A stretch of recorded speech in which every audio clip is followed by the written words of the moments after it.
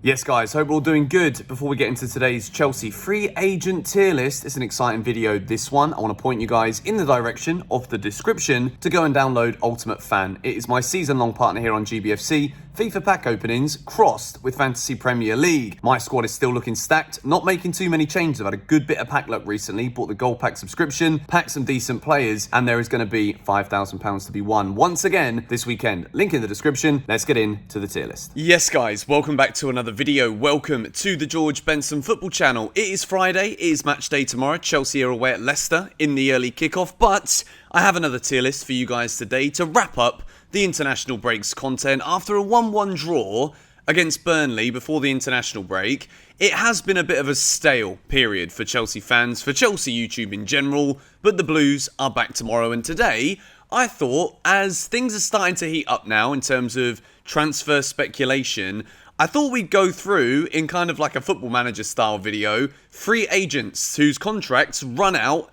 come next summer that Chelsea could potentially approach in January and see if they could sign, whether it's likely, unlikely, would they even get into the starting 11, or, as with free agents, contracts run down when players get older, they don't get offered new deals. So, as you can see here from the basic tier list, we've got the player is past it at the bottom. No disrespect, but some of the players in the list today, and by the way, this isn't every single potential free agent. I've picked 16 that I think are interesting enough to talk about. There are definitely some more. Let me know in the comments down below which free agents you think Chelsea should be looking to sign as a free for next summer. But we begin with one who is immediately going into tier number 3, would not get close to the Chelsea starting 11. However, a very good player nonetheless. It is Todd Campbell from Norwich City. Now, we're going to bring up the stats screen here as well, because it's not just the tier list. We've got the stats up as well in the graphics. 75 appearances since 2019-20 to now. 12 goals and 8 assists. Todd Campbell is actually a very exciting player. His contract at Norwich expires next summer. I would say, despite Norwich being right at the bottom of the league, I think overall, in terms of player quality, I think Todd Campbell is one of their best players. And I think they should try everything they can to possibly make this geezer sign a brand new deal. But we move into a player who I actually do rate very highly. He's been at Napoli for a very long time, was a big part of Italy's team in Euro 2021, 2020, whatever you want to call it. And he's a free agent next summer when his contract expires. Lorenzo Insigne. Now, a few weeks ago, or not even a few weeks ago, I think like a week, 2 weeks ago, Chelsea were linked with Lorenzo Insigne through, I think it was Marca, the Spanish newspaper there. I've found out a bit more after Barcelona, again, just keep being linked with every single player that Chelsea have through Marca, the reporting outlet. And I realised that not the best in terms of reputation, not the best in terms of getting things right, but Lorenzo Insigne, as a free, Chelsea are going to see players like potentially Christian Pulisic depart, Hakim Ziyech. Again, not saying I want any of this or I think that Lorenzo Insigne is a better player, but if, and it looks as though Chelsea are going to probably struggle in the long run to keep all of these wide players, attacking players happy. Players are going to want to leave in order to get game time. There might be injuries that end up seeing Chelsea say goodbye to certain players. And I think that if these things happen, Lorenzo Insigne would actually be a wonderful free agent signing. There is a lot of talk all of the time still that Eden Hazard is not happy. Belgian manager Martinez has come out and said, you know what, Eden's not happy at Real Madrid. Every time anything like this comes out, those links keep coming up. We talk about it on GBFC. Everybody seems to be split on whether, that's my phone going off there, sorry about that, whether they take Eden Hazard back. Lorenzo Insigne, I think if Chelsea are looking at a winger, then Lorenzo Insigne, at his age that he's at now, he's in his 30s, but I would sign him. If it is something Chelsea are looking to do, it's an option, and I think he's great experience for the squad as well. We move into Ousmane Dembele. Now, Chelsea have been linked with Ousmane Dembele. We spoke about it a couple of weeks ago on the channel. Thomas Tuchel was very, very good with Ousmane Dembele, but injuries. Injuries have plagued Dembele throughout his entire career. Phenomenal player, signed for Barcelona. It hasn't gone the way that he'd want it to go. I would argue that one of his best ever Barcelona performances was against us. It was against Chelsea in the Champions League last 16 a couple of years ago. And I think, again, bringing it back to the same kind of talk as we just had with Lorenzo Insigne, I do believe that he would be a very, very good player. And to sign somebody with, again, he's not the youngest of young players anymore, but he is still very talented with potential. And I think that Ousmane Dembele, to sign on a free, I don't see Barcelona letting this happen. Barcelona are in a big, big financial situation right now. They're in a sticky mess, some would say. And I do think Dembele's going to leave, but I think he's going to end up signing some kind of agreement, some kind of contract that means that Barcelona do not have to let him go on a free. His value is significantly lower now than it was when they signed him. It hasn't gone well. I would want him, but again, I think this one would be unlikely. We move into player number 4. Not going to spend too much time on this one, but ex-Man United, ex-Arsenal, Henrik Mkhitaryan. On his day, a wonderful footballer, currently at AS Roma. But no, this guy is past it. He's too old. He's not at the level that Chelsea need. And again, you know, if we're going to spend, well, or not spend as the case is, if we're going to sign free agents, there's got to be a really, really good reason when Chelsea are financially stable, Chelsea have money to spend on players. There's got to be a feasible reason to go out and buy or bring in older players on a free. Insigne, he's very early 30s, so that one isn't as bad. Mkhitaryan is getting towards mid-30s now, so this one's a big no-go. And the example that I'm obviously giving here in terms of Chelsea doing great business for older players who are ever so slightly past it in terms of the prime age of their careers, Thiago Silva. What a free signing that was. We move into another one, Angel Di Maria. Di Maria is still a fantastic player. His contract runs out at Paris Saint-Germain next year, and it looks as though PSG will be losing Kylian Mbappe and Di Maria as well. Part of me thinks that they might try and extend Angel Di Maria's contract. We could also see Di Maria go into Argentina, potentially. And as much as I still think Di Maria's got a lot to offer, his time at Man United doesn't fill me with confidence that he's up to it in the Premier League. And I would say that not only wouldn't he get into our starting 11 right now, because we've got some wonderful players, but Angel Di Maria, I think, is past it. We move into a centre-back who Chelsea have been linked with before, managed in terms of agent Mino Raiola. He's trying to get a new deal for Alessio Romagnoli from AC Milan. And he's a very, very good centre-back. And I think Chelsea have been linked with him in the past, and we've been talking about big money. Romagnoli is I think I'm saying his name right, Romagnoli, something like that, along those lines. Very, very decent player. And if he doesn't sign that new deal at AC Milan, there's going to be a lot of top clubs that are actually looking at him as an option. Now, at the moment, Chelsea have obviously been linked with big money move Jules Koundé, big money move Matthias de Ligt, and various other defenders in that market as well. I think Romagnoli, if he is a free agent and he doesn't sign that new AC Milan deal available to sign on a free, then if Chelsea are going to be losing Rudiger, potentially more centre-backs as well, but we've talked about that enough, then I think this is a great option. And I put him in tier number 1. We move into player number 7, Jesse Lingard. Now, I wanted to talk about Jesse Lingard because when you think about it, he's actually a great potential signing for a club in the Premier League on a free. West Ham last season was fantastic. He's had little moments when he's had minutes at United so far this season, Manchester United that is, where he's looked good as well. He got back into the England squad, but I think that as much as Chelsea wouldn't be interested in first place in signing Jesse Lingard, he's not at the calibre, in my opinion, of the other midfielders we've currently got or attacking players at the club. I'm going to stick him in the category that he wouldn't get into the starting 11. I think Chelsea at the moment, and again, it's why I wanted to have this category in this video today, because as much as some of these players would not even be Chelsea considerations, they're very, very good players.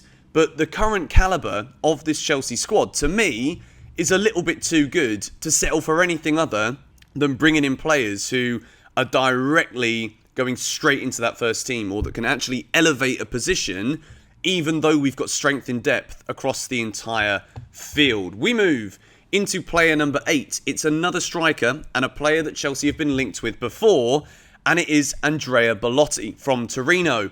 Fantastic goal scorer, as we can see on the screen here. But again, I think that if Chelsea had bought in Lukaku in the summer, we were linked with Belotti as well. I think Lukaku is definitely a step above Andrea Belotti from Torino. And I think that it's one of those where I think Chelsea will be looking at buying another striker. And this one, if he doesn't extend his contract and end up being able to be sold for money as opposed to leaving on a free, I do think that Chelsea might be interested in a striker and a signing like this. However, I just don't think he's on Lukaku's level. And I think Chelsea might well be looking at either waiting for Tammy Abraham, see how that one goes at Roma and then re-trigger that in 2023, or we might be looking at some other younger strikers from around Europe, maybe an Adeyemi, maybe an Erling Haaland. So for that reason, I'm putting Belotti into tier number 3. Moving into Bernadette, a player that I actually quite like, at Juventus. He hasn't signed a new deal yet. He's still open. He will be a free agent come next June. And I think Bernadette, similar to that of Insigne, although Bernadette is in the prime years of his career, I think Bernadette would be a player that would be a fantastic signing for Chelsea. Offers a lot of width, comes inside too, definitely a goal threat as well, and he's been playing at the top level for quite some time. And I think, again, Chelsea, we've been so shrewd with transfer business recently. We've spent very good money on young players that we know are going to develop. Kai Havertz, people like this. Timo Werner, lots of questions still being asked about him, although I still believe he's going to come good. I think if Chelsea wingers are going to depart the club, which isn't unforeseeable, then a signing like Bernadette on a free would actually be pretty excellent business. And I've stuck him in tier number 1. We move into arguably the best player that is going to be available on a free transfer. As things stand next summer, I highly doubt that he's going to end up leaving Paris Saint-Germain as a free agent. Kylian Mbappe, one of the brightest talents in world football, not just in terms of potential, but in terms of output and everything else involved too. World Cup winner in the 2018 World Cup, one of the main men in a star-studded Paris Saint-Germain side. However, it's been reported that Thomas Tuchel has been asked about a potential reunion with Kylian Mbappe. Would Chelsea want to put in an offer? And as diplomatic as Thomas Tuchel ever is, he kind of says things how they are with this incredible media-trained spin to it. He's not going to go out and say, you know what, I don't like Mbappe's attitude. I don't think he's going to give us at Chelsea what we need him to do in terms of being a team player. For words to that effect, Thomas Tuchel has pretty much said that Chelsea wouldn't be going in for Mbappe, not because we can't afford his wages or not because of any other reason, but he doesn't think that Mbappe would fit in to the Chelsea structure and the Chelsea team. So as much as I'm sure most of us would want to have Kylian Mbappe at Chelsea, especially if the availability is there to sign him on a free, but it's highly unlikely. Thomas Tuchel might not want him, and at the same time, those wages are going to be astronomical. We move into Juan Cuadrado. You remember, for some of you might not remember this, but Cuadrado was actually a Chelsea player for quite some time. It never took off for him at Chelsea. And then when he went to Juventus, it was one of those puzzling ones as Chelsea fans and as football fans where we're like, how is this guy so good for Juventus? But whenever we saw him at Chelsea, he kind of looked like he just didn't fit in. And Juan Cuadrado, as much as he has been a phenomenal player at Juve, I don't know how I can't speak properly right there, phenomenal, but he wouldn't get close to Reece James, in my personal opinion. Free signing though, you could give it another go, but I don't think Chelsea are going to want to go back. And if we're going to go back, it's going to be for one of the, let's say, the higher end players who have been at Chelsea in the past, such as Eden Hazard. We move again into Isco. Now Isco, he's always been at the disco. He's always been linked with Chelsea. There have been moves that have supposedly been made for Isco in the past, and it's never materialised. He has been at Real Madrid for an incredibly long time, and he's also kind of been out of favour at Real Madrid now for quite some time. And I think, in terms of age, Isco is obviously not that old. He's still got a few years left at the top, but I think he's past it in the way that his career's kind of gone downhill. And there was so much potential, and then he had a few great years in those Real Madrid teams that were phenomenal in the Champions League, and then he's kind of petered off a little bit. And I don't think he's ever actually reached the consistent heights over a sustained period of years that mean that Chelsea would be interested in going for him at this point with the abundance of midfielders we have at the club. So I'm sticking him in tier number 4. We move into Tolisso from Bayern Munich. Again, a player who is a very, very decent player, French player, obviously once again in a star-studded Bayern Munich side. But would he get into the Chelsea team right now? I'm looking at the current players we've got. I'm looking at midfielders that we potentially have. Billy Gilmour, Thomas Tuchel has said that he's definitely looking towards Billy for next season if things improve at Norwich. Conor Gallagher coming back too. You've got Jorginho, Kovacic, Ruben, Kante, Mount. So many midfielders. I don't think Tolisso would get into this Chelsea starting 11. For that reason, I wouldn't be touching him. I think it would just be another name and another player in a position where we've got lots of options that would want to be satisfied. And I don't think Chelsea going in for Tolisso is something we are going to see. Moving again into a highly topical one that I've spoken about here before on GBFC, Paul Pogba, Manchester United. Still hasn't signed a new deal. Mino Raiola is the agent again. Problems everywhere when you're dealing with Mino Raiola in terms of money having to be spent. Pogba's wages, very, very high. Mino Raiola's agent fees, signing on fees, incredibly high as well. So as much as Pogba on a free agent in terms of actually sending money to Manchester United, it sounds like a great deal. Paul Pogba alongside Kante, wonderful partnership, would be excellent. But again, I just have a lot of reservations about Pogba's personality and what it would kind of do to that family vibe that we have right now at Chelsea, where there's a lot of senior players who might not always be happy with minutes. There's a lot of youngsters who are definitely deserving of their places in the team. And I wonder if Pogba would disrupt that. So as much as in my head, I think this one could be amazing to see Pogba at Chelsea. I've always kind of wanted him to come. I just think it's highly unlikely. I don't think it's something that Tuchel would try and endorse. Would Chelsea go for it with the wage packet that Pogba would want? I don't think they would. So we're sticking him into tier number 2. Moving into Inter Milan's Brozovic. Again, very similar to that of Tolisso. Brozovic is actually a very, very good player.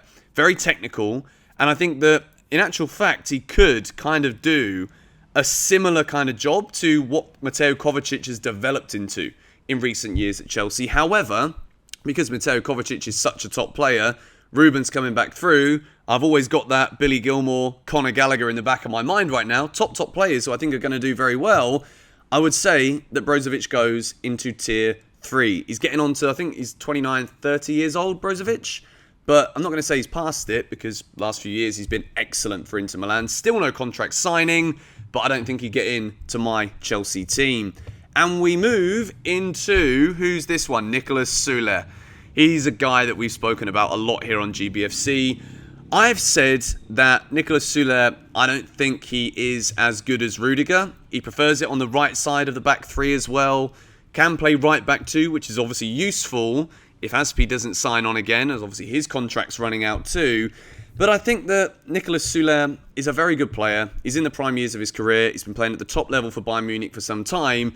As much as I'm not fully sold on Nicolas Schulz coming to Chelsea to be a first team centre-back week in, week out, for a free, if it looks, which it's looking likely Rudiger's going to go, I would definitely go for Nicolas Schulz on a free. It frees up money for Chelsea to go out and spend more heavily in other positions too. And the final player that we're going to go through today is another one that Chelsea have been linked with. It's AC Milan's Franck Kessie. Now, I've spoken a lot about midfielders in this video, and I've used the examples of Gilmour, Gallagher, Ruben, Cover, Kante, Jorginho to say, do Chelsea need to sign any more midfielders? However, Franck Kessie, available on a free, I think he's a phenomenal player. There's a reason why so many of Europe's top clubs, including teams like Paris Saint-Germain, are interested in Kessie. And I think that, once again, for Chelsea, it could be one of those free agent signings where you look at him for a year or two. If it doesn't work out, you've got incredible resale value with a player like Franck Kessie. I think he's going to play at the top throughout his whole career in Europe, and I would stick him into tier number 1. This has been a fun video to do. As I said at the beginning, there are a lot more free agents that could potentially be targets for Chelsea in the summer. Let me know what you think of this list. Would you move any of the other players around? Is there anybody who you think, Benson, you've absolutely missed the gold mine with this one here? You should have had him in this video too. Let me know in the comments down below. But I think it's interesting to look at free agent signings because the money that is involved in football nowadays, you are talking huge sums for Chelsea to develop an already talented squad for the players that we really want. But sometimes a little gem could well be on the doorstep, and we've got to be ready to see what opportunities become available. But anyway, it is the day before Leicester City. It's an early kickoff tomorrow. That means that my Leicester versus Chelsea match preview will be going out tonight after Thomas Tuchel's press conference, so that I can get all of the information to you guys in time for the big game away at the King Power Stadium tomorrow. Thank you guys so much for watching. If you did enjoy this tier list video, be sure to hit the like button on it. Subscribe to GBFC if you are new around here and haven't already done so. And I'll catch you guys in the preview in a few hours' time. Come on, you Blues.